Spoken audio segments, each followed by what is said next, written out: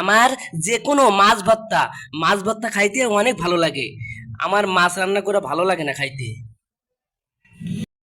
লাল শাক আর চিংড়ি মাছ দিয়ে রেসিপি করলে না অনেক ভালো লাগে আমার খাইতে। সকালে রুটির সাথে যে কোনো গোস্ত ঝোল আর গোস্ত দিয়ে খাইতে সেই স্বাদ লাগে আমার। মিষ্টি কুমড়া দিয়ে ঘন ডাল রান্না করে রুটির সাথে খাইলে সেই মজাই প্রথম করলাম। এই যে কুমড়া,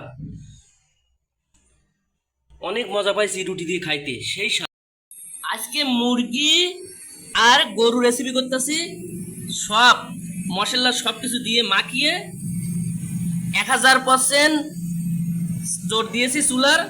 এই যে মাখাবার পর কালারটা কেমন হয়েছে দেখুন। আমার ইউটিউবে যত বন্ধু আছে সবাইকে আসসালামু আলাইকুম রহমতুল্লাহ। বন্ধুরা, আপনাদের বড় বড় ভিডিও দেখার পরে নিচে কমেন্ট করলে আমার কমেন্ট হাইড হয়ে যাচ্ছে। আজকে মুরগি রেসিপি করব। এই যে মুরগি রেসিপি কেমন হয়েছে বলবেন। বন্ধুরা, সবাই বলবেন আমার মুরগির রেসিপিটা কেমন হয়েছে আর কালারটা কেমন হয়েছে বলবেন। আমি এখন অনেক সমস্যা আছি, টেনশনে আছি।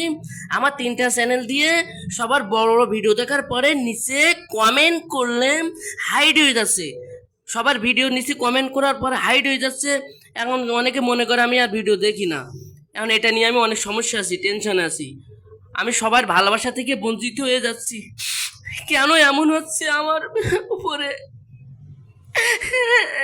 কেউ আমাকে ভালোবাসে না।